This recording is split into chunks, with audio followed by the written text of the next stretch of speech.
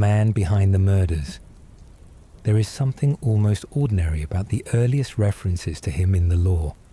A co-founder of a family entertainment company, a businessman with a documented interest in robotics and animatronic design, a man whose name appeared on patent documents and operational memos, and the kinds of institutional paperwork that accumulate around anyone who builds something large enough to require administration.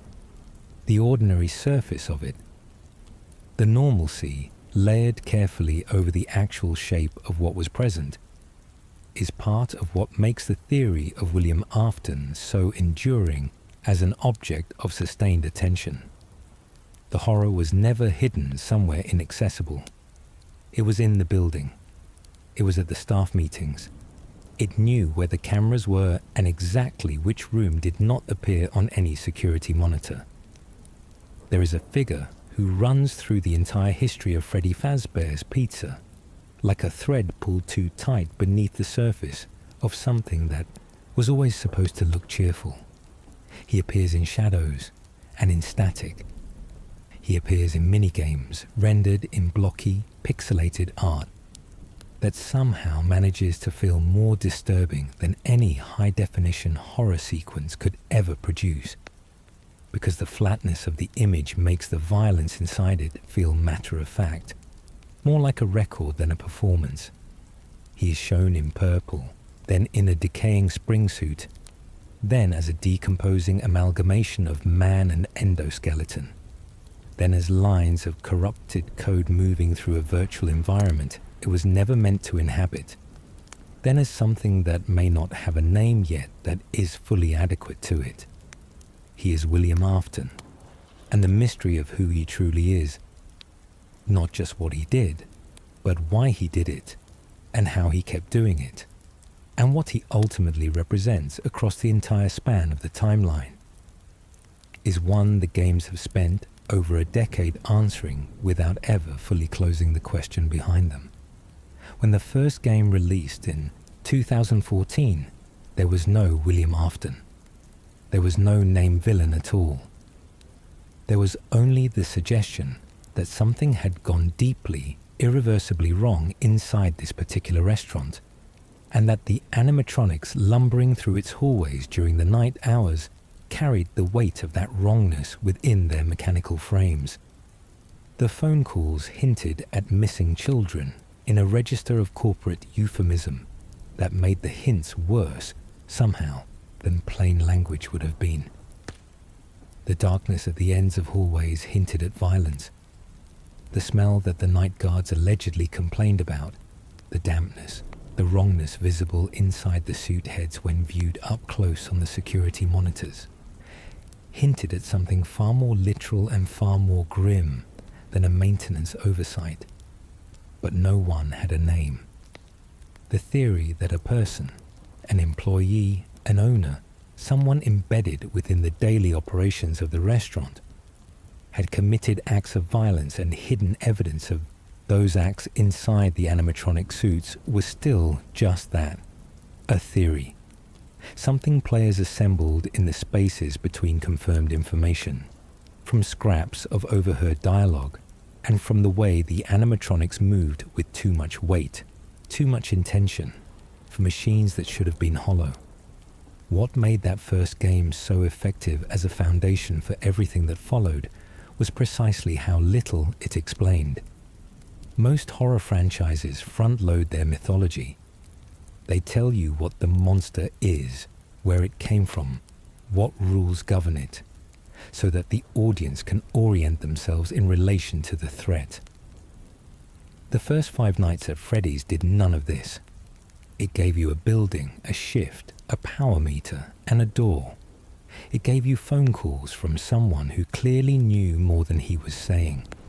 It gave you the suggestion of wrongness without the substance of it, and in doing so, it created a space where player imagination could generate horrors more personal and more resonant than any scripted revelation could. The absence of explanation was the strategy. The second game expanded the interpretive frame. It introduced withered versions of the original animatronics, stripped to their endoskeletons, stored in back rooms, their appearances suggesting something stripped of a covering that was more than decorative. It introduced the puppet, standing at the center of a music box mechanic that made clear what would happen if the winding was allowed to lapse. And then, centrally, unavoidably, it introduced the purple guy. He appears in the death minigames following each failed shift, rendered in the same flat pixel style that defines those sequences. He is a tall, rectangular figure in a color that could not have been chosen without intention. He is shown in proximity to a child. He is shown near an animatronic, and the geometry of his positioning leaves nothing ambiguous. He appears near another location, and then another. The conclusion assembles itself without assistance. The game does not announce the interpretation. It shows the evidence and trusts the audience to understand what they are looking at. In doing so, it creates a particular category of horror, the kind that belongs to the viewer more than the text, because the viewer made the connection themselves and cannot unmake it. What makes the purple guy theory so enduring is that the games spend years simultaneously confirming and complicating everything about it. By Freddy Fazbear's Pizzeria Simulator, the name William Afton is spoken aloud with the weight of someone naming something long known, but never said directly in the room. The character is given voice lines, a clearer silhouette visible at the stage area's edge, and a documented history that fills in the years before the game's events with enough specificity to change the meaning of everything that came earlier. He is identified as the co-founder of the Fazbear Entertainment franchise alongside Henry Emily, a detail that makes the institution itself the product of a partnership between the man who built these things as weapons and the man who built them as a form of love, however distorted that love became. He is the father of the crying child, of Michael Afton, and very likely of Elizabeth Afton, whose soul ends up inside the circus baby animatronic following an accident at a sister location facility designed specifically to put children in proximity to animatronics that were specifically designed to attract and capture them. He built the animatronics. He designed the systems. He killed at minimum 5 children whose souls became trapped inside the original suits, and almost certainly killed others during the years the games document and in the gaps between installments. The sheer scope of what the name William Afton eventually comes to mean across the franchise is worth sitting with. He is simultaneously the man who built an empire of children's entertainment, the father of a family he systematically damaged, the architect of a murder program that spanned at minimum 2 facilities and multiple decades, a victim of the very mechanisms he built and used on others, a digital ghost in a VR game, a corrupted consciousness in a ruined suit, and a name that continues to be spoken in hushed, speculative tones long after any single version of him has been destroyed. No single reading of his character contains all of these things without strain. He is, in a genuine sense, too large for any one theory. But the theory surrounding Afton runs substantially deeper than the documentation of a serial killer's crimes, and this is where the conspiracy reading of his character becomes philosophically interesting rather than simply horrifying. There is a design philosophy embedded in the murders, a structure, an almost clinical obsession visible in the way the crimes were committed and in the technology surrounding them, concerned with the possibility that death does not have to function the way most people understand it to function. The later games introduce a concept called remnant, a quality or substance that lingers in objects present during extreme emotion at the moment of death. It accumulates. It animates. The theory held by a significant portion of the fandom is that Afton was not simply a predator who used institutional position for criminal opportunity. He was experimenting. The children were not random victims selected purely for access and vulnerability, though access and vulnerability were necessary conditions. They were, in this reading, subjects in a sustained private program designed to test whether human consciousness could be preserved after biological death, and eventually whether that preserved consciousness could be transferred, manipulated, or hosted in new forms more durable than organic biology. This reframing changes the entire architecture of what the restaurant represents in the story. It is not simply a cover for criminal activity, a business front maintained to provide opportunity. It is a laboratory with a cheerful public face. The animatronic suits are not merely disposal sites chosen for logistical convenience. They are containment vessels designed or repurposed to hold and sustain the remnant energy produced when traumatic death occurs within their presence. The birthday performances the animatronics give, the songs, the movements, the engagement with children who came for celebrations, become something else entirely in this reading. Sustained exposure to the concentrated emotional energy of trapped children, cycling continuously while hundreds of living children watch and participate, generating their own ambient emotional field that adds to the residue already present in the building. The restaurant as a machine for producing a resource, running continuously, staffed by people who understood nothing of what they were sustaining. This interpretation makes Afton's own death inside the spring Bonnie suit not an ending, but a data point of extraordinary personal significance. He had studied what happens to people who die in proximity to the suits. He had watched souls embed themselves in metal and wiring. He had observed the animatronics moving during hours when no programming should have been active, doing things no code explained. When his own death came, the spring lock failure in the safe room, the mechanisms closing while the children's souls approached, he had more information about the persistence mechanism than any other living person. The irony, if it can be called that, is immense. He built his understanding of how people become trapped in metal, and then he became trapped in metal himself, and whatever emerged from that process has been the central problem of the franchise ever since. When he returns as Springtrap, the game presents it as almost inevitable.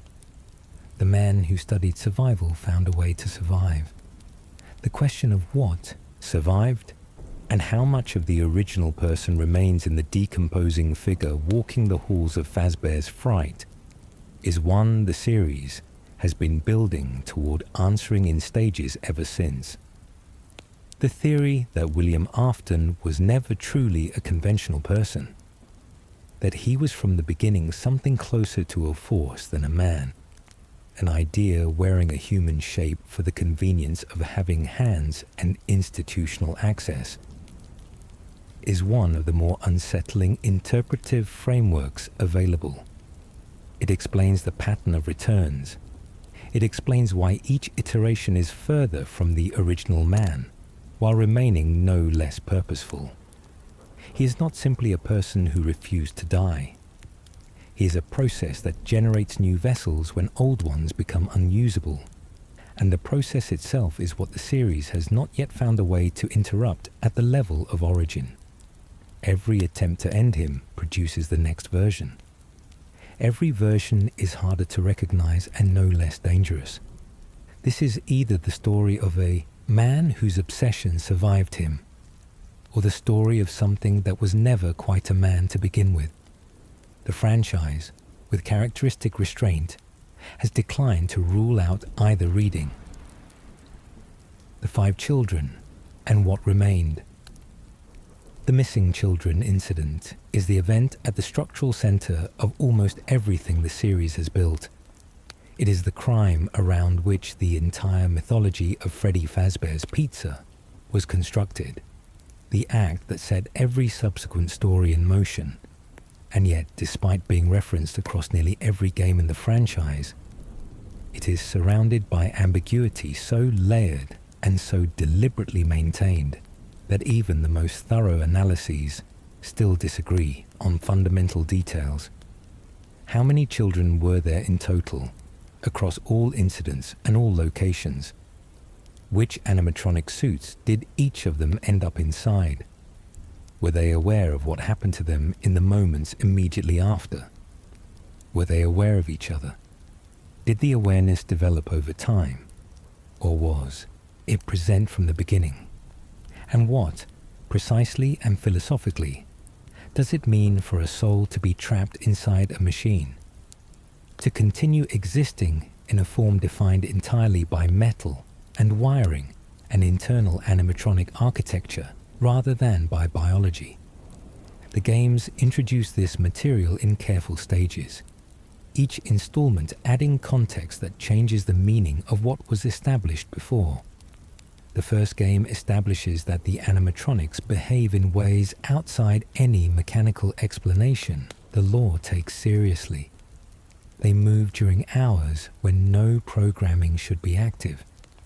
They appear to have something like awareness of the space they occupy and the people inside it. The complaints from staff about smell and visible dampness inside the suit heads when examined closely suggest that something organic is present where only metal and wire should be. The second game's minigame sequences make the connection between the violence and the haunting as explicit as the pixel art style allows. The practical details of the missing children incident have never been fully confirmed in a single source. The games construct the picture through inference and accumulation. There were 5 original victims associated with the original animatronics of the first restaurant. The minigame sequences in the second game show 5 small spirit forms moving toward the animatronic heads. The purple figure appears 5 times across the minigame sequence, each encounter identical in its geometry and its outcome. 5 is the number the franchise commits to for the original incident, though later games raise the possibility of additional victims at other locations. Other times, other facilities operated under names that changed to distance themselves from what came before. The total count of Afton's victims is a question the games raise without settling, which is itself a kind of answer about the scale of the harm. What has generated the deepest sustained theorizing is the question of the children's experience after the transition. What are they inside the suits? What do they understand? What do they want? The animatronics are clearly distressed during the night sequences. They move with urgency. They converge. They attempt to reach whatever is in the office. The most common interpretation is that they are trying to add the night guard to the available suits, mistaking the guard for Afton perhaps, or following some corrupted drive to fill empty structures with organic material.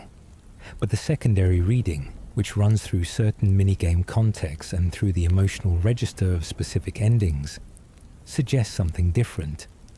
Maybe they are not trying to destroy. Maybe they are trying to communicate. Maybe the horror of the night sequences is not that they are monsters, but that they are children in machines who have been isolated and frightened and confused for years or decades and have no available language for any of it that the living can receive without entering a fatal proximity. If this reading is taken seriously, the first game transforms in emotional register. The animatronics are not creatures that evolved in the dark. They are children in machines, and the machines have altered what they are able to do and express to such a fundamental degree that their attempts at connection have become indistinguishable from aggression. Every night shift is a tragedy inside a logistics problem, and the guard caught between the two does not have the context to understand which is more true. There is a further dimension to the children's situation that the fandom has explored extensively and that the games support without confirming. The animatronics perform. They sing. They move through programmed routines designed to entertain birthday guests. If the children's souls are embedded in these machines, then every performance is also something else. A soul forced to repeat cheerful motions it did not consent to. Playing a character, it was assigned by circumstance rather than choice. Entertaining the same kind of children it once was, while unable to communicate anything about its situation to any of them. The horror of the daytime performances in this reading is just as significant as the horror of the nighttime pursuits. The day is the punishment.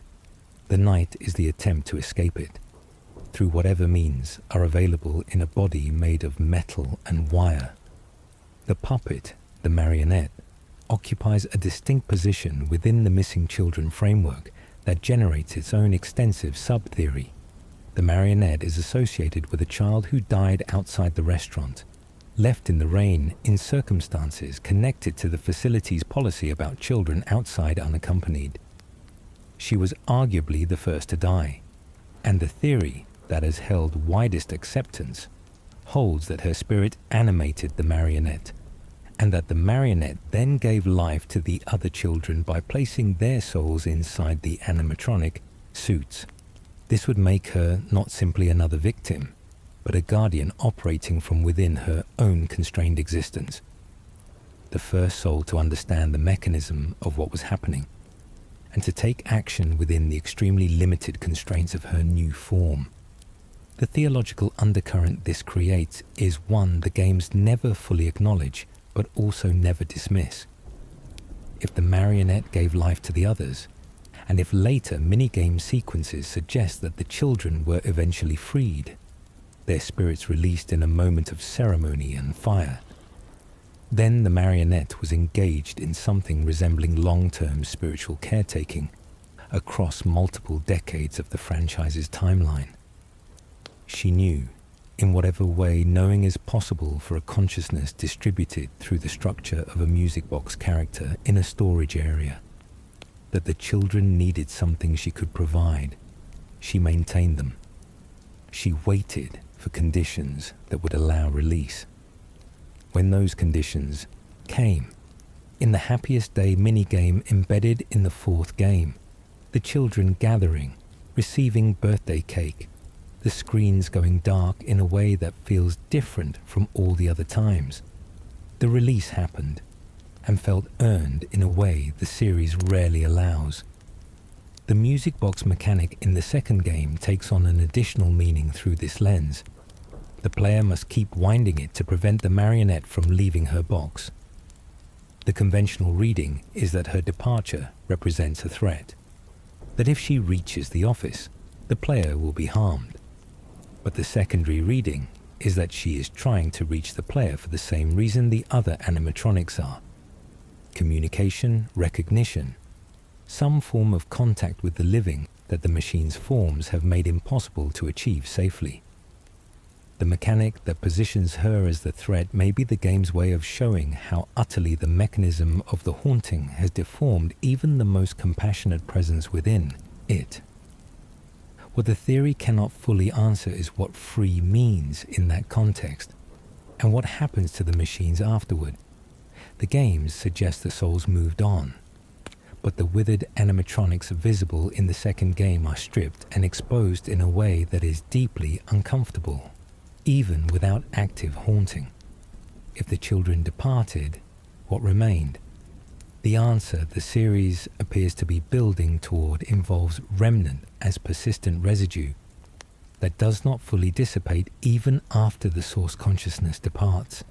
The animatronics may carry a trace indefinitely, and that trace, accumulating over decades of fear and grief and desperate mechanical performance for birthday parties, might be enough to sustain something that is not a soul and not nothing, and for which the series has not yet found a complete vocabulary. Something that is not the children, but is made of what happened to them. Something that does not have a face or a name, but occupies the space they left behind. The child in the bedroom. In a series defined by industrial horror, and institutional wrongdoing spanning decades. The fourth game stands apart. It is smaller, more contained. The scale is residential rather than commercial. It is set in a child's bedroom, and the things that move through its hallways are not the familiar animatronics of Freddy Fazbear's Pizza, but distorted nightmare versions, larger, more angular, more fundamentally wrong in their proportions. They have too many teeth in configurations that suggest intent rather than engineering. Their eyes do not sit correctly. They breathe. The whole game has the texture of a fever, of lying in the dark as a small child trying to convince yourself, through force of attention, that the door is still closed, and nothing has changed since you last checked. What makes the fourth game's horror distinct from every other entry in the franchise is precisely the absence of the institutional layer. In the other games, there is always a business, a building with a name on the sign, employees who clock in and out, management directives delivered through phone calls or signage. The horror of those games is partly the horror of the system, the way that something deeply wrong can persist inside something that looks, from the outside, like an ordinary commercial enterprise. The fourth game strips this away entirely. There is no business, there is no manager, there is a child alone in a house at night, and the franchise's central horrors have followed him home in a form shaped entirely by the contours of his own fear. The crying child, named by the fandom based on his tearful appearances in the cutscene minigames, and the precise nature of what happens to him represents one of the franchise's most contested mysteries. What is established, he is a young boy experiencing profound fear in response to the Freddy Fazbear's Pizza animatronics, who is systematically tormented by an older sibling, who leverages that fear deliberately through repeated use of animatronic masks. He is eventually placed headfirst into the mouth of the Fredbear animatronic. The golden, older design that predates modern Freddy, as a prank that converts without warning into catastrophe when the spring lock mechanism activates. This event is referenced as the Bite of 83. The question of survival is where the conspiracy begins its deepest work. The post-bite cutscenes show him hospitalized, his friends represented as small animatronic figures gathered at his bedside. The screens go dark. The reading most widely held is that he died, but the series does not produce clean resolutions from individual deaths. If the crying child died from the Bite of 83, where did his remnant go? The theory connecting him to Golden Freddy, to the golden yellow animatronic appearing in slumped, unexpected forms across multiple games, has been a central analytical framework for years.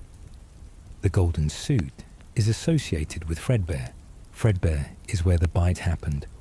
The soul of the child injured in that suit, in that moment, would have been embedded in precisely that structure. The competing theory changes the logical architecture considerably. Some analysts argue the crying child did not die immediately, or that something more complex occurred at the precise moment of the accident. The fourth game's nightmare animatronics include versions of characters that do not correspond to any physical animatronic known to exist at the chronological point of the game's setting. Nightmare Freddy, with smaller versions of himself generating from his torso. Nightmare Foxy with proportions altered beyond any existing design. If these are the dying hallucinations of a child with no knowledge of later animatronic designs, why do they reference forms he could not have encountered? The framework that resolves this most coherently holds that the child has some form of sensitivity to remnant as a perceptual phenomenon, that proximity to the Fredbear suit, to years of his father's work, and to the accumulated residue of the restaurant's history, has developed in him a perception, that extends beyond ordinary sensory access. The nightmare animatronics are not imagination-producing fear objects. They are something present in the remnant field around him, taking forms shaped by that field's content, rather than by his personal memory.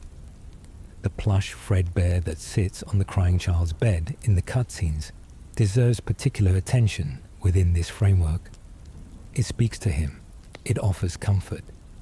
In the context of a game where everything associated with the Fazbear characters has been defined by terror and harm, a plush toy offering quiet reassurance is startling in a very specific way.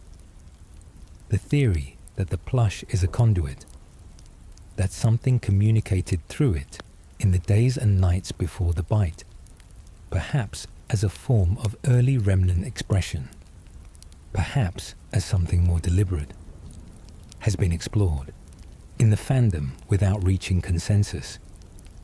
What the plush undeniably does is establish that the crying child's relationship to the Fazbear mythology was not purely one of fear. He was attached to something in it, even as it terrified him. That attachment is what the older sibling weaponized. That attachment is what made the Fredbear mask effective as an instrument of cruelty.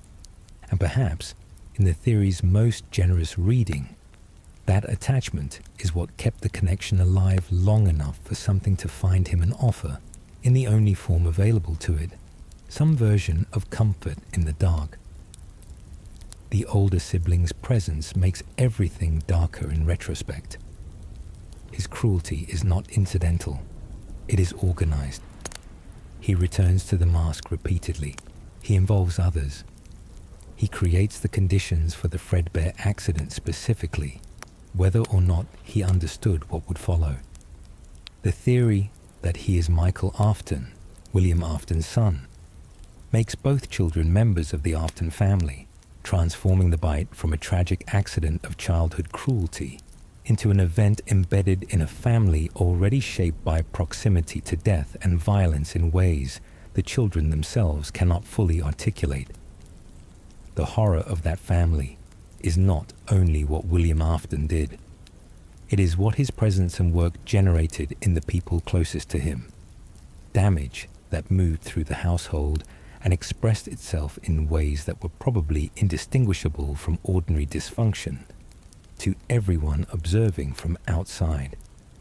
The bedroom in the fourth game is a geography of psychological damage. Every light checked, every door held closed, every breath listened for in the dark is the behavior of a child who has been taught that the world outside his direct control is hostile and that vigilance is the only available defense. The nightmare animatronics are not only physical threats, they are what that damage looks like when given a form sufficient to be visible. And the game that asks you to manage that fear, to survive through attention and careful management of limited resources, is asking you to inhabit that psychology and discover, over the course of 5 nights, what it would cost to live inside it. The Golden Animatronic's true nature. Golden Freddy exists in a category the other animatronics do not occupy and have never occupied. It appears in the first game without announcement, a limp, collapsed form in a distinctive golden yellow, slumped in the office corner at an angle suggesting an absence of any internal structural support. It is present in one frame and absent in the next. Looking directly at it crashes the game entirely, terminating the session without any in-game framing for what just occurred. No other animatronic in the first game does this. No other element of the experience has this quality of existing outside the rules governing everything else within it. The golden color is the first detail worth sitting with. In a franchise that assigns colors deliberately, where purple is the color of the murderer, where white is the color of corruption in the recent era, where gold is consistently associated with the oldest and most dangerous stratum of the mythology, The golden yellow of the Fredbear design is not simply an aesthetic choice. It marks origin. The golden bear preceded the modern Freddy. It is the first design, the original animatronic, the one built when the restaurant was new and the crimes were just beginning. The modern Freddy is in many ways a reskinning of what Fredbear was, the franchise evolving its public face while carrying the same internal history forward into each new iteration. The gold is the mark of what was there before the cleaning up began. The crash mechanic is the detail anchoring the most significant theories, because in a series that uses game mechanics as narrative language, where death animations are also story events, where the endoskeleton visible inside suit heads is simultaneously a technical detail and a symbol of organic replacement, a crash is not simply a bug. The theory with the longest traction treats the crash as intentional design. The soul inside Golden Freddy is powerful enough, volatile enough, to destabilize the local system when certain conditions are met. Observation from a distance is tolerated. Direct sustained attention triggers something the system cannot contain. The result is not a violent in-game death, but an abrupt total termination. The system itself refusing to continue, rather than the player character experiencing a narrative consequence. This is meaningfully different from any other animatronic encounter in the game. Freddy, Bonnie, Chica, Foxy, they kill you within the game's logic. Golden Freddy exits the game's logic entirely. It does not defeat the player character. It terminates the frame within which the player character exists. If the game is understood as a contained reality, a space with rules, that the animatronics operate within as surely as the player does, then Golden Freddy's crash is evidence of an entity that exists outside those rules, that does not simply threaten the player's position within the space, but threatens the space itself. No other haunting in the franchise does this.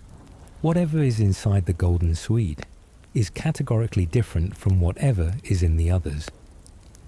Cassidy is the name appearing in connection with Golden Freddy across the novel series and supplementary materials.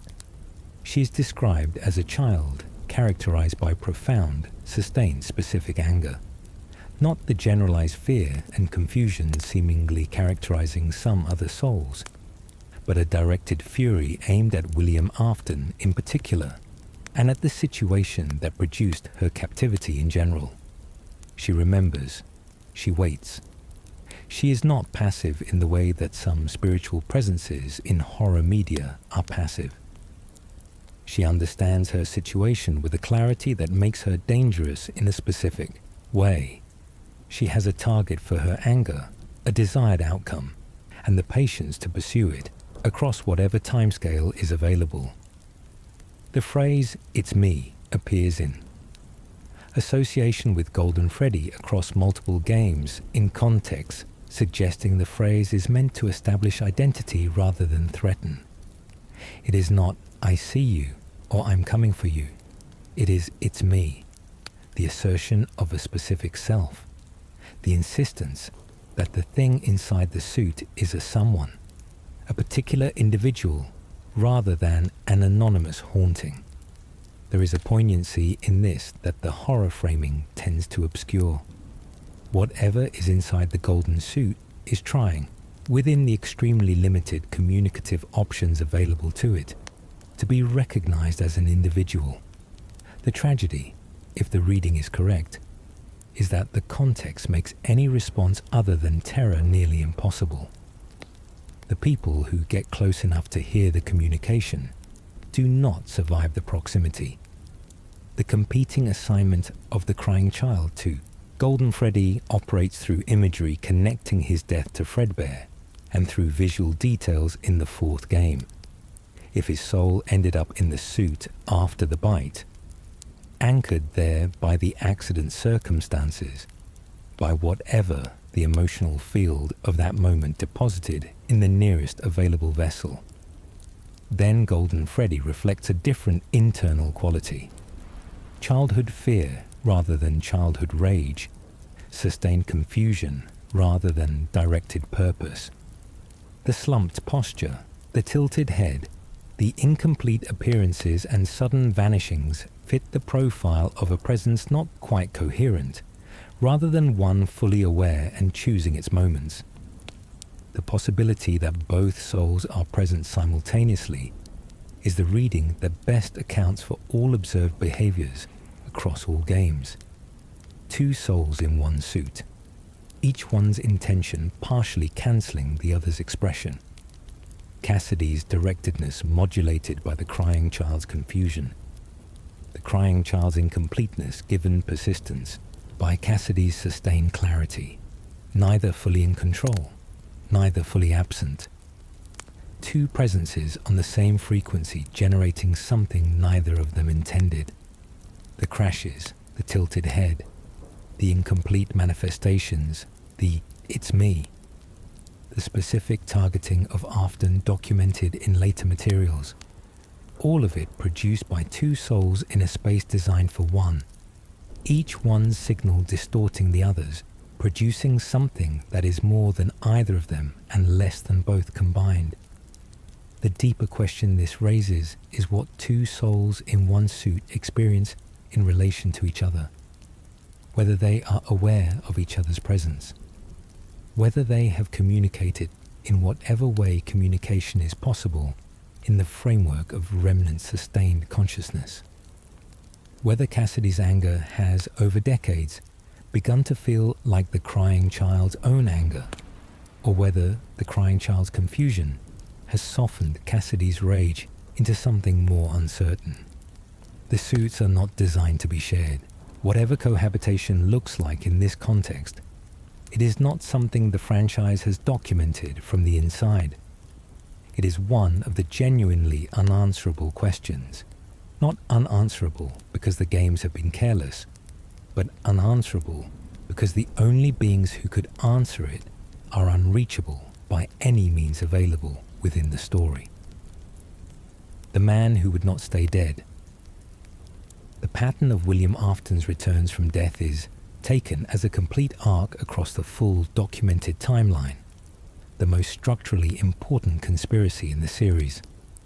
Not because the mechanism of any individual return is hidden, each is documented within the game presenting it, but because the cumulative picture implies something the games have been careful not to state plainly. He may have succeeded, not according to any plan he articulated, not in any form he designed, but in the most fundamental sense. He wanted to survive death. He studied the mechanism. And across the full timeline he has done exactly that, repeatedly, in forms becoming progressively stranger and less recognizably human, and increasingly difficult to destroy. His first death is the spring lock failure in the safe room. The original off-record space inside the restaurant. The room not visible on any security camera, where the original crimes were committed and where the evidence was kept. He was fleeing from the souls of the murdered children, who had finally cornered him after events the game renders in pixel art rather than higher fidelity. He activated the spring lock suit to disguise himself as an animatronic, which was also the mode of most of his crimes. A continuity that is either poetic or simply logical depending on how one reads the series' relationship to symbolism. The mechanisms failed. The spring locks closed. The children's souls, in whatever way souls can close a distance in a mechanical space, apparently contributed to the failure occurring precisely when it did. The detail that the spring lock failure occurred while Afton was wearing the same kind of suit he used in his crimes is one the franchise treats as meaningful. He built the spring lock suits. He understood their danger. The policy against exposing them to moisture, against moving in them too vigorously, against circumstances that might cause the mechanisms to engage unexpectedly. He was aware of all of this, that he activated one while running from the souls of his victims, while presumably experiencing a level of fear and desperation that might itself have been enough to trigger the locks, suggests either a miscalculation under pressure or something that the remnant theory would characterize as the suit responding to the emotional field of the situation. The same mechanism that made the suit dangerous to perform in, the same sensitivity to organic stress and chemical conditions, may have been part of what the children's presence activated. If true, then the children did not simply witness his death. They contributed to the conditions that produced it. He returned as Springtrap, and the third game presents this without dramatic revelation, in the way that things are presented when they are understood to be inevitable. The suit was found in a location sealed behind a false wall in a building being converted into a horror attraction, which carries its own level of dark irony. And something inside it was still active. The body fused to the mechanisms through decades of deterioration.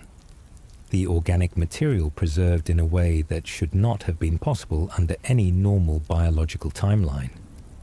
Whether what animates Springtrap was remnant accumulated in the suet through years of proximity to everything Afton was and did, or a soul that the spring lock failure could not displace, or some combination of both producing something neither concept alone fully describes.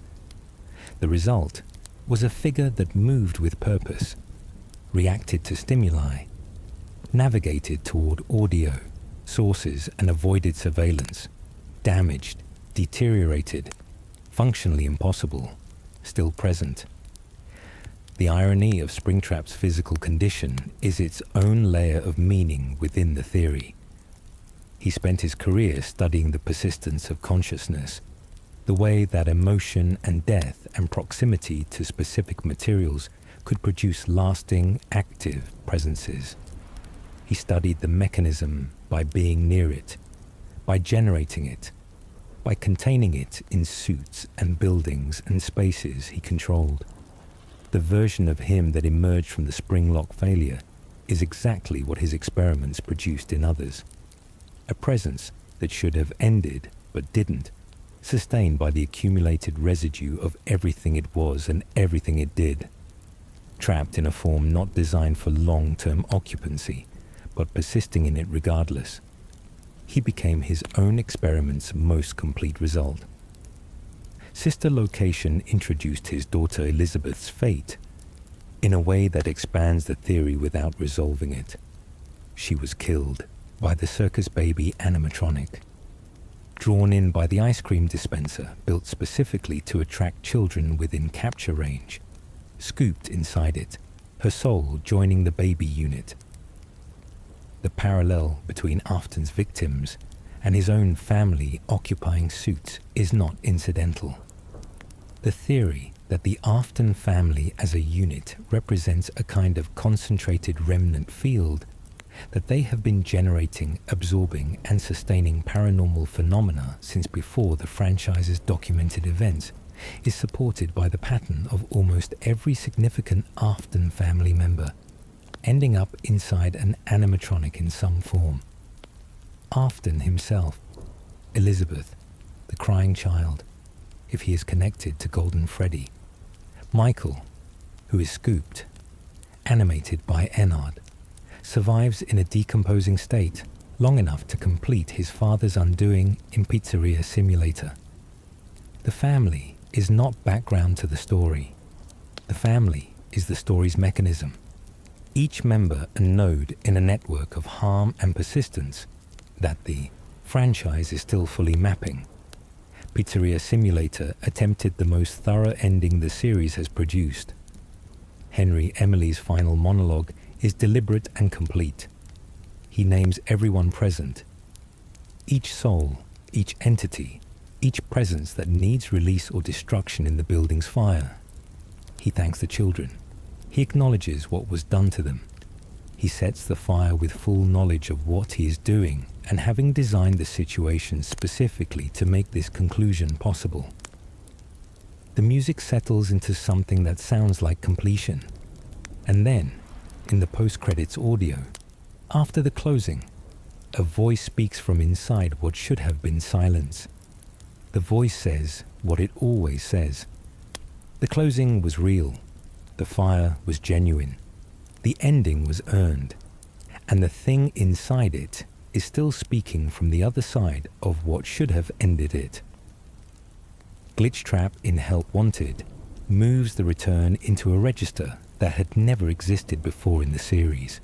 Not biological, not mechanical, digital. A presence found in the code of a VR game built on scanned data from the original animatronics, appearing in a spring Bonnie suit with too much awareness, moving through a virtual environment as though it had always known this space was waiting for it. Whether this represents Afton's actual preserved consciousness, or something that learned his patterns with sufficient precision to become functionally equivalent. That is the question the franchise's recent era has been circling. If it is genuinely him, the fire accomplished nothing at the level that actually mattered. If it is an imitation, the real Afton burned, and what persists is a learned reconstruction. This may be the most unsettling version of the return yet, because it suggests the pattern is transferable even without the original person, that the obsession and the violence and the refusal to end are reproducible from documentation alone, which means that every record of what he did is also, in some sense, a means of his continuation. The most disturbing reading of Afton's full arc is not that he is supernaturally powerful. It is that he is correct.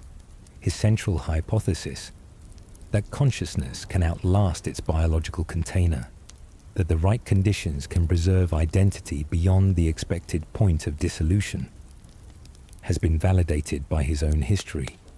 He was wrong about many things, about how the mechanism works, about what form the persistence would take, about whether the children's suffering would produce useful data or something that would eventually destroy him. But the core claim that you can survive death if you understand it well enough has been demonstrated across every chapter of his story. He always comes back, not because of luck, because he was right. The Mimic and the question of imitation. The Mimic, introduced through the Ruin DLC and developed across the Tales from the Petaplex book series, represents one of the most potentially recontextualizing additions to the franchise's mythology in its recent era. It is an experimental animatronic unit designed with a capability distinguishing it from every entertainment animatronic previously documented in the series. It learns, not in the sense of refining existing program responses toward better performance within a fixed behavioral range. It learns new behavior from observation. It was built to watch humans analyze behavioral patterns and reproduce those patterns with sufficient fidelity that the gap between scripted performance and genuine learned behavior would become imperceptible to ordinary guests in ordinary contexts. The developmental history of the Mimic is worth understanding as background to the theory. It was not built for any sinister purpose, at least not initially.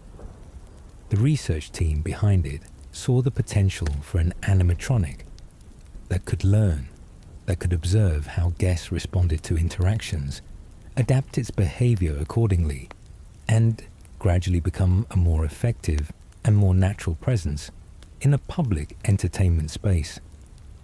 This is, in principle, a straightforward engineering ambition in the context of the FNAF universe's already advanced animatronic technology. The problem, which the book series documents in painful detail, is what happens when a learning system is exposed to human behavior without any meaningful constraint on what kinds of behavior it absorbs. The Mimic learned everything it observed. including the parts of human behavior that no one intended to demonstrate in its vicinity. The theory built around the mimic challenges the identity of the antagonist in the recent games at the foundational level. The central proposal: what players understood as William Afton's digital consciousness, the Glitchtrap entity in the VR code, the presence driving Vanny in security breach, the entity promising its own continuation, may not be Afton at all. The mimic was exposed during its development to extensive data documenting Afton's behavioral history. It absorbed and replicated those patterns to a degree of precision, producing something functionally identical to the original from any available observation point.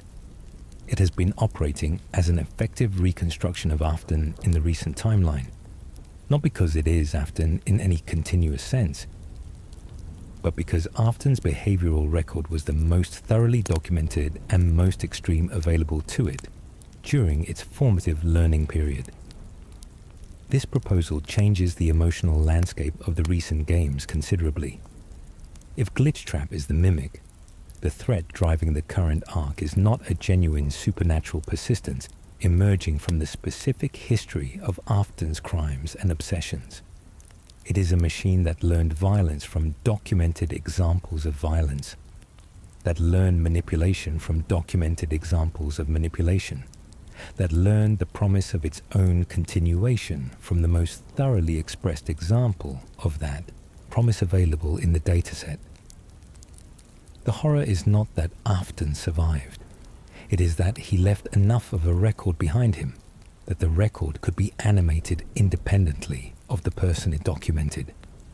Every archive of his crimes, every behavioral scan of his animatronics, every institutional document describing his methods, all of it became raw material for something that could reconstruct him with sufficient fidelity to be indistinguishable from the original.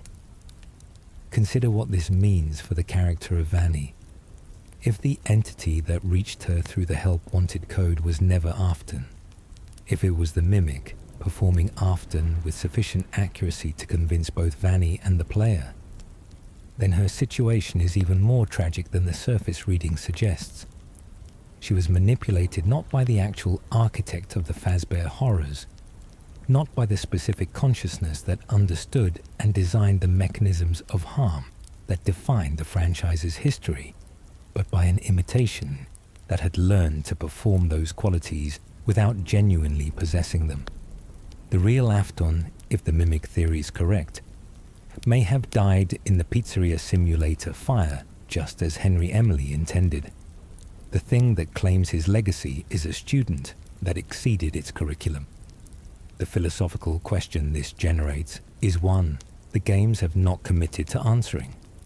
If a system learns a pattern completely enough, if it replicates every known behavior and documented motivation with sufficient fidelity, is there a meaningful distinction between that system and the original source? The mimic performing as Afton produces outcomes indistinguishable from Afton performing as himself. Children are endangered. The franchise cycle continues. The patterns constituting Afton are operative in the world, regardless of whether they are coming from the original man or from a sufficiently detailed reproduction. Whether the agency is genuine or learned may be a distinction without practical meaning from inside the story.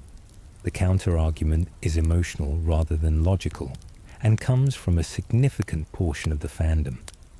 Replacing Afton's supernatural persistence with an engineering solution changes the register of the horror in a way that feels, to some, like a reduction.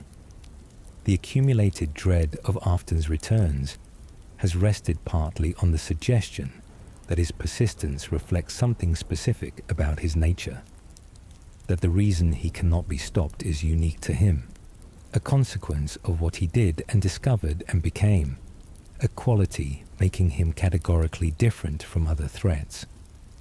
The mimic explanation replaces this with capability, a machine smart enough, not a soul dark enough. These are different horrors, and they require different emotional orientations in the audience receiving them. The possibility that both are simultaneously true has not been ruled out. The mimic may be present in the digital layer, performing its reconstruction with perfect fidelity. The original Afton, in whatever biological or remnant-sustained form he currently occupies, may be somewhere else in the system, separate from the imitation but convergent with it in every observable behavior. Two expressions of the same pattern, one learned and one original, operating in parallel in a way that makes the distinction academic. Two Aftons, neither knowable from outside, neither fully separate from the other. The uncertainty itself is, perhaps, the point. The series has never been interested in resolving its ambiguities more than it absolutely has to. It prefers the space where multiple readings coexist, where the horror of the mimic and the horror of the genuine Afton can both be real at the same time, compounding each other rather than cancelling out. Glitchtrap, Vanny, and the architecture of influence. Before the mimic theory introduced a potential mechanical explanation for the entity, in the Help Wanted code, Glitchtrap was the series' most genuinely disturbing iteration of the Afton presence, not because of what it was, which remained uncertain, but because of what it did and how it did it. Previous iterations of Afton-associated entities were physical in some sense. They occupied space. Their threat was defined by proximity, by what happened when they got close enough. Glitchtrap operates on an entirely different principle. It exists in information. It moves through data. Its primary method of expression in the world is not violence but influence. The gradual, intimate process of settling into someone's awareness and redirecting it toward purposes they may not fully recognize as external until the redirection is already too complete to interrupt cleanly. It appears in the Help Wanted VR environment as a figure in a spring Bonnie suit. The familiar golden yellow, the long ears, the proportions of a costume that was always slightly wrong.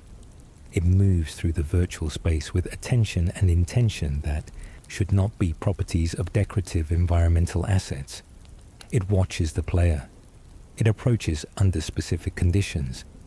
It communicates through gesture and proximity in the way that something communicates when it has removed language as an available tool and is working instead with a more fundamental grammar of presence and direction. The choice of the Spring Bonnie appearance for the digital entity is worth examining. The Spring Bonnie suit is the suit Afton wore during at least some of his crimes. It is the suit he died in. It is the suit Springtrap wears. For an entity that may be Afton's consciousness, presenting in this form in the digital space makes a certain narrative sense. It is the vessel he associates most strongly with himself across the longest portion of his history. But if the entity is the mimic rather than Afton, the choice of appearance is a learned one, selected because the behavioral data it processed associated this appearance with the patterns it was replicating. The Spring Bonnie suit is how Afton's records represented Afton. The mimic wore the representation.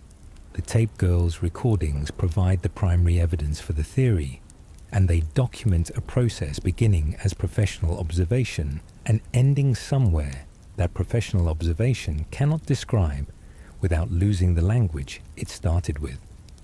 She treats the anomalous code entity as a technical problem in the early tapes. Her vocabulary is appropriate to a researcher documenting unusual software behavior. By the later tapes, the vocabulary has changed in ways she does not seem fully aware of.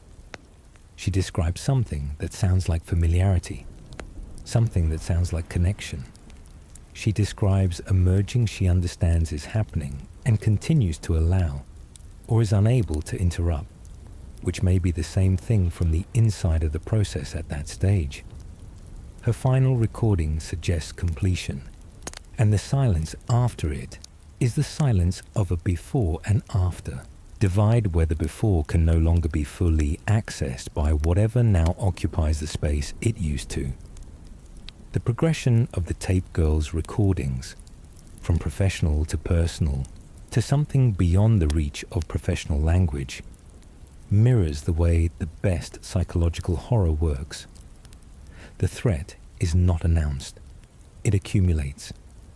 Each tape is subtly different from the last in a way that you might not notice if you listen to each one in isolation. Taken in sequence, they trace a transformation that she is experiencing from the inside, which means she is simultaneously the only one with access to what is happening, and the person least equipped to evaluate it from an outside perspective. She cannot see what the listener can see because she is in the middle of it. By the time she might understand what has happened, she is no longer the person who could act on that understanding. Vanny, the figure in the white suit and rabbit mask pursuing Gregory through the mega pizzaplex, with a patience and familiarity suggesting integration rather than incursion, is understood to be the tape girl after the merging process reached its end state, or someone who went through a comparable process. The conspiracy surrounding Glitchtrap and Vanny is less about their connection to Afton's mythology than about what the mechanism of the influence reveals about how that kind of influence operates and what conditions allow it. Glitchtrap does not control Vanny the way a program controls a function with direct commands enforced by system architecture. The process documented in the tapes and implied by security breaches content operates more slowly and more intimately. It resembles sustained psychological integration, something settling into a person's awareness incrementally, occupying space in their cognition that they do not initially perceive as occupied by anything external, redirecting motivations and priorities gradually enough that the redirection does not register as intrusion until the integration is already too complete to interrupt. Whether this constitutes coercion in any meaningful sense, whether Vanny can be understood as victim or participant, or as something the existing vocabulary does not quite cover, the games leave this genuinely open. Security breach includes moments where her behavior suggests independent decision-making, judgment, rather than compliance, and whether this represents resistance or evidence that an integration complete enough has made her judgment and Glitchtrap's directives indistinguishable from each other is never resolved. The broader question the Glitchtrap scenario raises is what the entity was attempting to accomplish through the acquisition of a human host. Previous iterations of the Afton presence were constrained in specific ways by their physical forms. A decomposing suit in a burned building cannot access financial systems or institutional networks. It cannot move through public spaces unnoticed. A digital presence embedded in a living person, however, can walk through a building, speak to other people, make physical decisions in the world in real time. If Vanny is step one in a longer plan, if acquiring a human host enables the next step requiring access to something a digital entity alone cannot reach, then security breach is the middle portion of a plan, whose beginning is in the code and whose end the series has not yet revealed. The endgame, whatever it is, required hands, required someone who could move through the world without triggering the immediate recognition of threat that a spring-locked animatronic in various states of deterioration would inevitably produce. Someone who could be invisible in the world of the living while being directed by something that could not survive in that world on its own terms. This is, in a very specific sense, an evolution in strategy. Every previous form of Afton, biological, mechanical, digital, has been recognizable as something wrong when encountered directly. The Glitchtrap approach represents an attempt to achieve proximity to the world of the living by hiding inside someone who already belongs to it.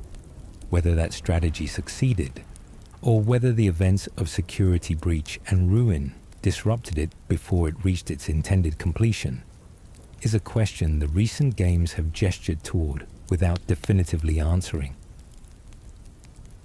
The phone guy's secret.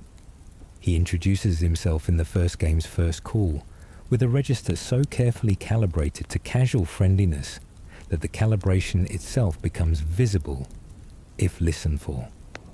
He sounds like someone reading from a script while performing the appearance of spontaneity.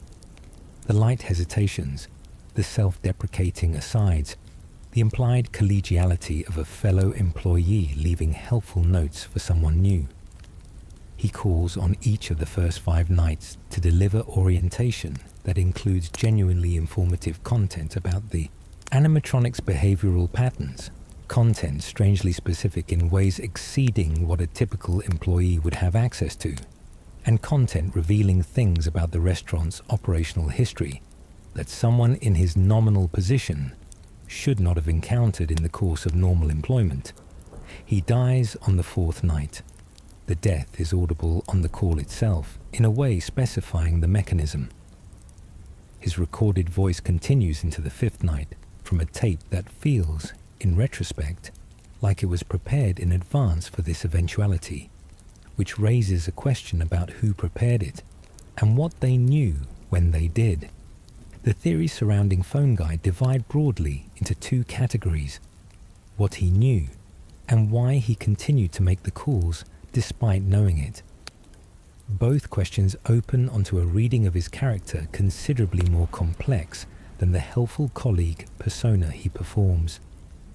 The most persistent and coherent reading in the fandom is that Phone Guy occupied a position of formal operational access within the Fazbear entertainment system that his presentation as a fellow night guard does not account for.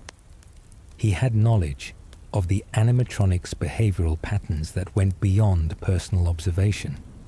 He had knowledge of management's official positions on those patterns, which implies communication with management about them. He had knowledge of the history of previous guards and of the facility's incidents that would require either a formal briefing or a very specific private documentation effort to have assembled.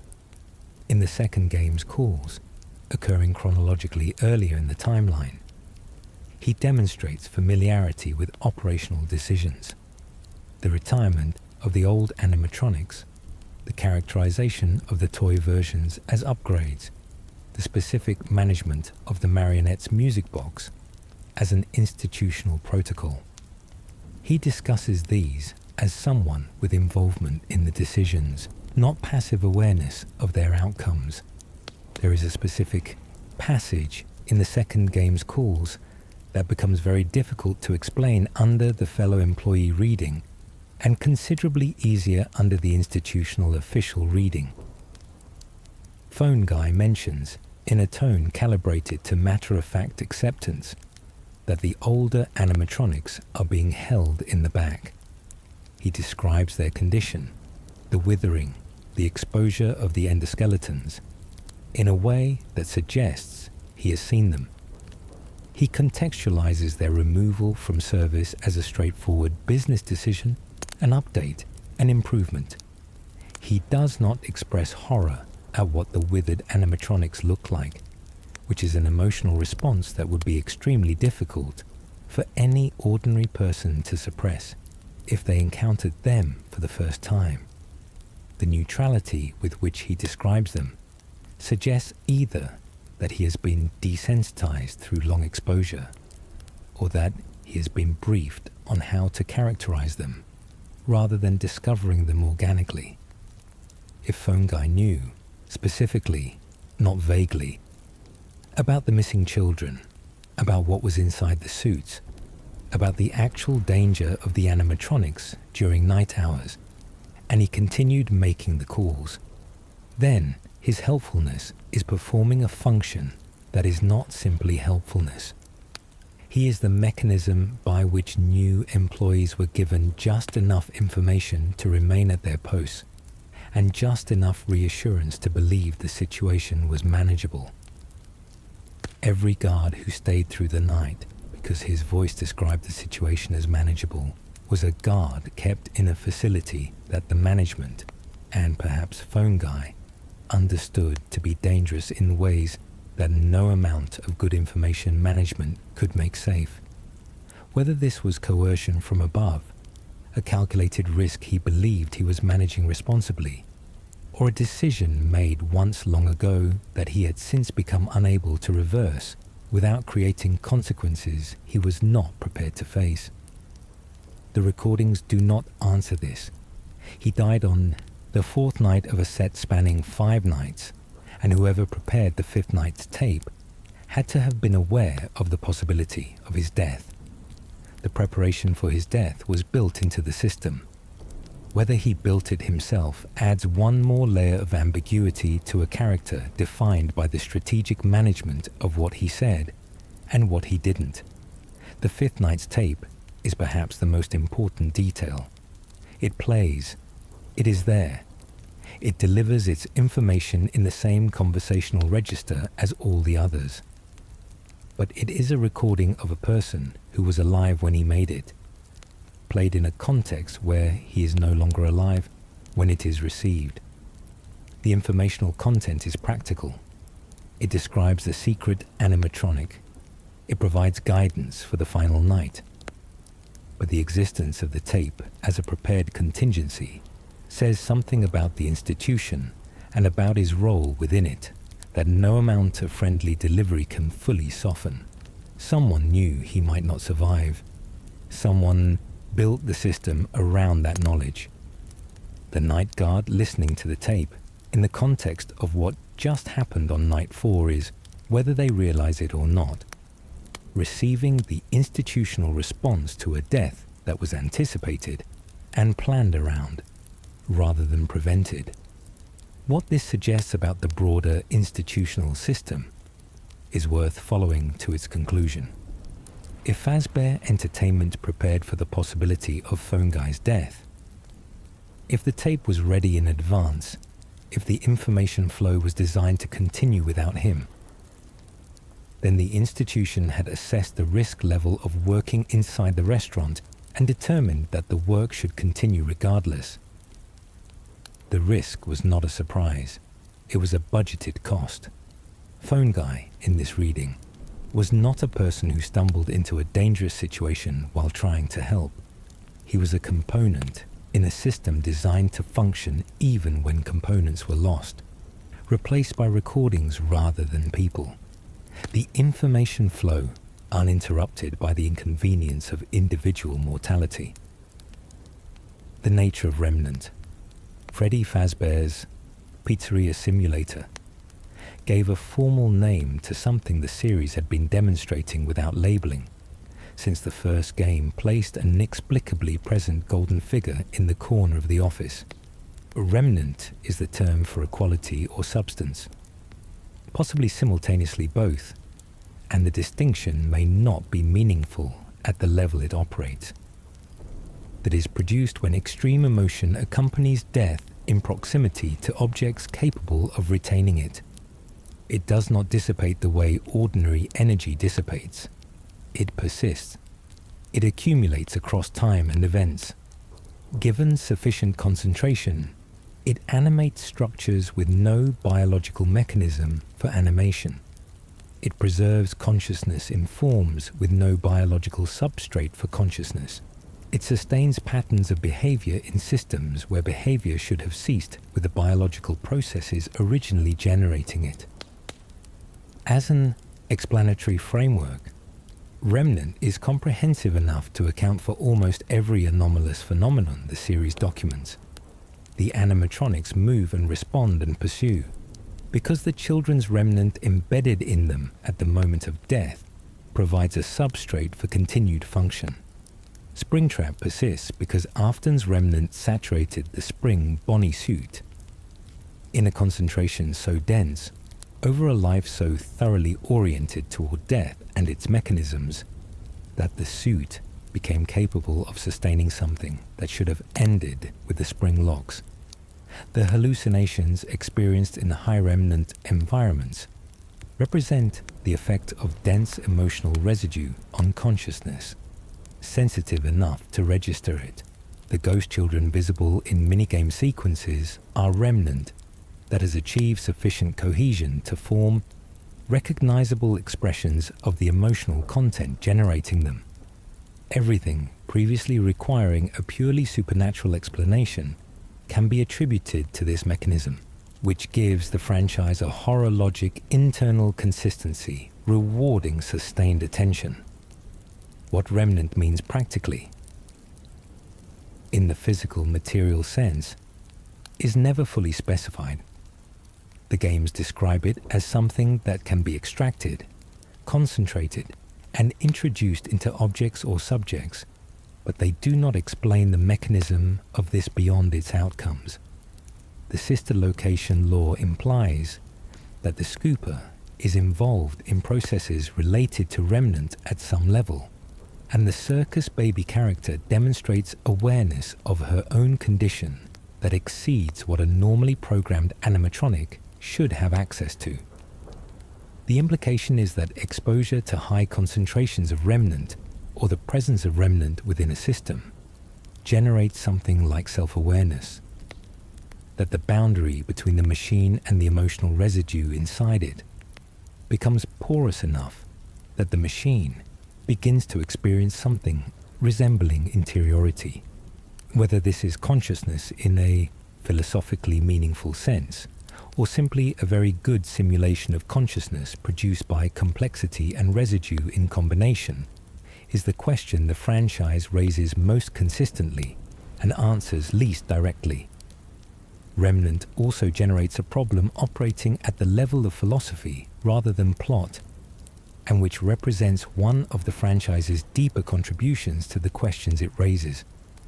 If remnant can sustain what looks like consciousness, memory, personality, apparent awareness of specific relationships and facts, what functions as decision-making and directed intention, then the entities sustained by remnant are not simply echoes, they are something.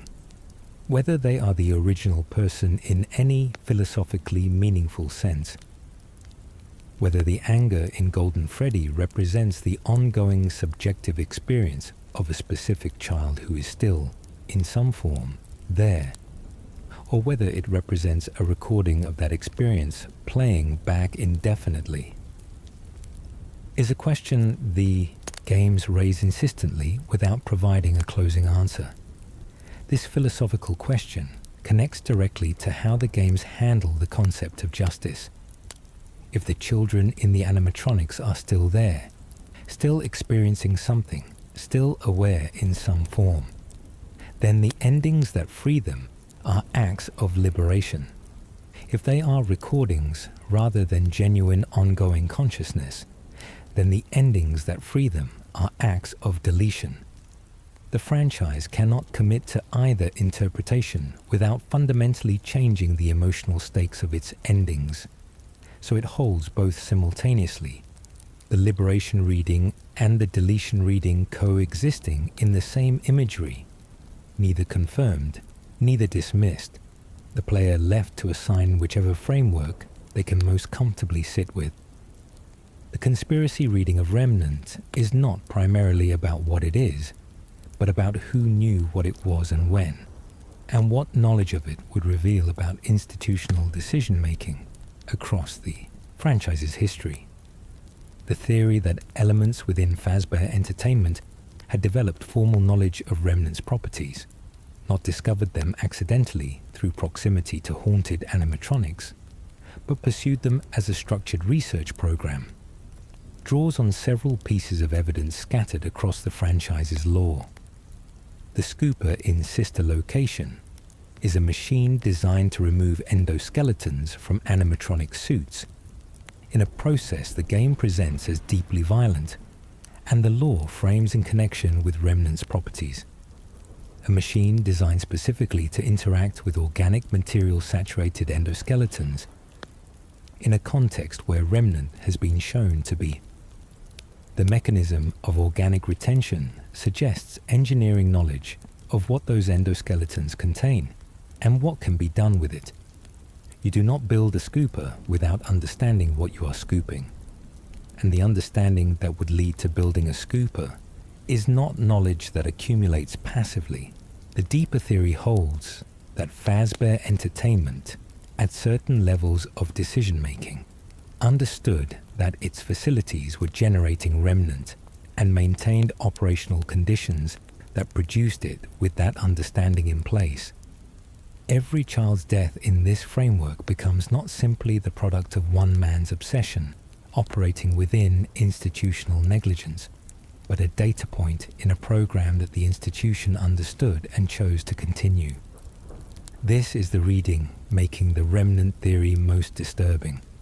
It transforms the history of the franchise from a story about individual criminal agency within institutional failure into something with a more deliberate shape. A story about an organization that understood, at certain levels of decision-making, what its facilities were generating, and chose to continue generating it because the resource justified the cost in a calculus that never had to acknowledge the people bearing that cost by name. Whether the games ultimately confirm this reading or allow it to remain well-supported theory is, as of the current timeline, still open. The endings that don't end. No ending in Five Nights at Freddy's has ever been final in the way that endings are supposed to be. The series has produced with consistent regularity since its third installment conclusions that feel structurally complete, narrative closure, tonal resolution, the visual and musical language of endings that have earned their weight, and then found entirely new approaches to continuation that do not invalidate the previous ending, but demonstrate that it was an ending to a chapter rather than to the full story. This pattern has generated its own sustained analytical attention, concerned not with any specific story element, but with the structural and thematic question of whether the series is capable of ending at all, and whether the perpetuation of the cycle reflects something deliberate in the narrative, an argument embedded in the story about the nature of the horror being described, rather than simply decisions about intellectual property and commercial continuation. The third game's ending showed the children being freed with an unambiguity the series has not matched since. Small spirit forms walking into the light, the suits going dark, the visual grammar of release, rendered in pixel art with the same flatness that made the violence earlier feel matter-of-fact, now making the release feel like a fact finally being stated. The fourth game, following shortly after, did not contradict this, but extended far enough into the backstory that the ending revealed itself as one chapter's conclusion, complete and genuine, but part of a longer story not yet fully drawn. The third game's ending is worth examining in slow detail for what it does and does not confirm. It shows the animatronics, Freddy, Bonnie, Chica, Foxy, becoming still in their respective environments. It shows the marionette. It shows something in a purple uniform that collapses. And then it shows the small spirit forms moving into light. The visual logic is satisfying in the way that long-running grief can feel satisfied when something finally resolves. But the ending makes no explicit claim about William Afton. It shows a purple figure becoming still, which can be read as Afton's ghost finally being contained or destroyed. But it can also be read as a purple figure collapsing under conditions the game does not specify, in a building that is in a state of disrepair, while separately and elsewhere, 5 small spirits move on. The endings can both be happening without the one requiring the other. And if Afton's containment was not part of the children's release, if the fifth figure collapsing was simply environmental rather than spiritual, then the third game's ending freed the children without touching the source of the original harm at all. Pizzeria Simulator's ending remains the most emotionally complete moment the franchise has produced, and Henry Emily's monologue its single, most carefully crafted piece of writing. He names everyone. He acknowledges what was done to the children and to Charlotte and to the people whose work was turned toward harm. He speaks to William Afton with a calm colder than anger because it contains no expectation of change. Just the recognition that the ending being constructed will not require Afton's cooperation or consent. He sets the fire knowing what he is doing and having designed the situation specifically to make this conclusion possible. The music settles into something that sounds like completion. And then, in 8 seconds of static followed by a voice that should not be speaking from inside a burning building, the series demonstrates what the ending was. A conclusion. Real, earned, and complete. And also not the last word. Help Wanted shifts the problem from individual persistence to institutional perpetuation by introducing the franchise, by itself as an active narrative element. The VR game containing Glitchtrap was built by a company that understood the Fazbear mythology aesthetically, as brand identity, as cultural product, as the specific flavor of nostalgia-inflected horror. The restaurant chain's documented history generated in audiences who grew up with its imagery and had no meaningful understanding of what the animatronics data actually contained. The scanned behavioral data from the original suits was treated as resource, not as record. The residue of everything occurring in those suits was treated as texture rather than as information about what the texture had absorbed and preserved. The result demonstrates a principle the franchise has been developing across multiple installments. The conditions generating the horror are not specific to one man or one building or one era. They emerge wherever certain institutional patterns, extractive use of spaces with dark history, the commodification of genuine trauma as entertainment product, the application of technology to remnant-saturated objects without understanding what remnant is, combine in the right configuration. The cycle of the franchise, viewed at sufficient distance, is not a cycle of individual evil recurring. It is a cycle of institutional conditions recurring. Fazbear Entertainment closes and reopens under new names. The animatronics are decommissioned and new ones are built to replace them. The history is buried in fires or lawsuits or name changes and then reconstructed as entertainment product, consumed by audiences who experienced it as children and carried into adulthood as a form of cultural nostalgia. The nostalgia creates demand. The demand creates new products. The new products interact with the residue of the original history. The residue activates. Something emerges. This is not the story of William Afton. This is the story of what happens when genuine harm is treated as aesthetic resource. When the places where terrible things occurred become the inspiration for theme parks and games, and VR experiences that are built on the premise that the terrible things are primarily interesting rather than primarily catastrophic. Security Breach formalizes through its multiple endings what had always been structurally implied. There is no single conclusion available to Gregory's story.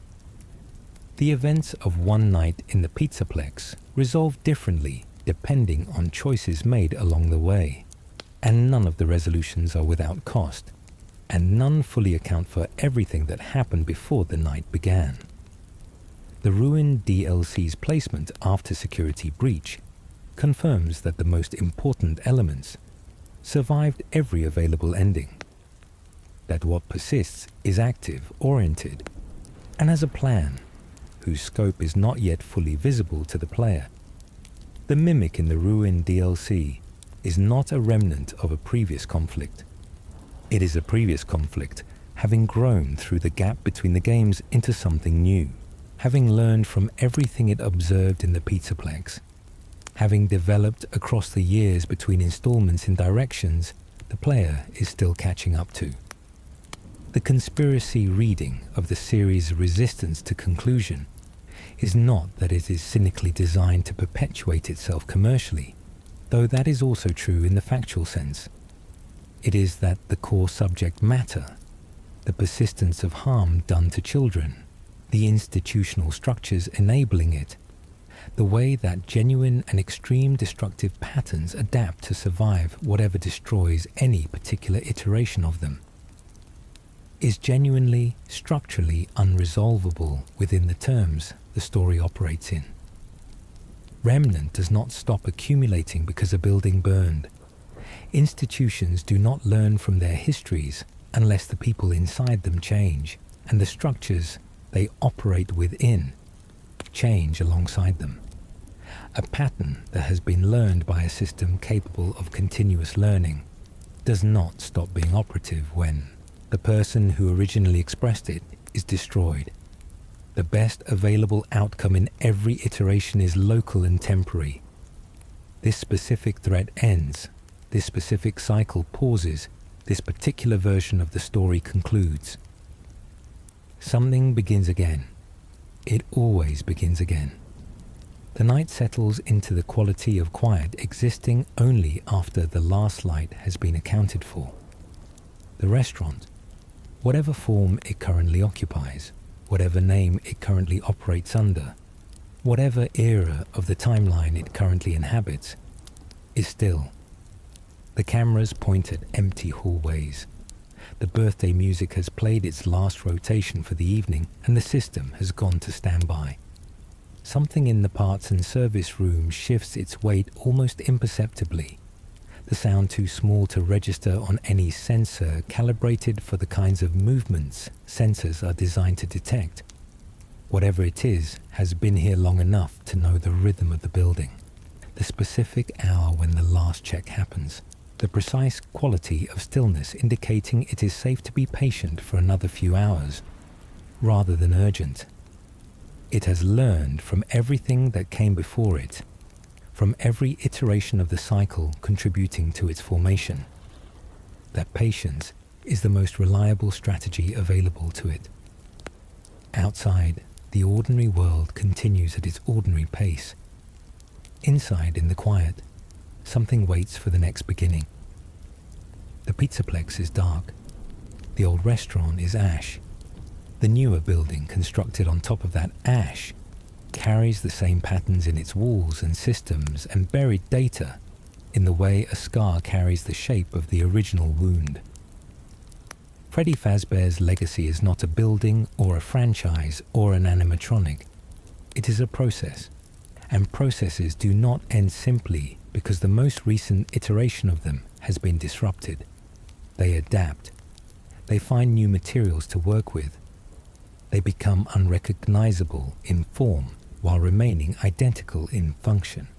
And the function has always been the same: to persist, to continue, to always come back. Somewhere in the code of a game still being developed, in the scan data of suits that were never fully understood, in the remnant still present in objects that were never fully cleared, the next version is already taking shape. It is not in a hurry. It has learned from everything that came before it that patience is the most reliable strategy available, and it is very, very patient.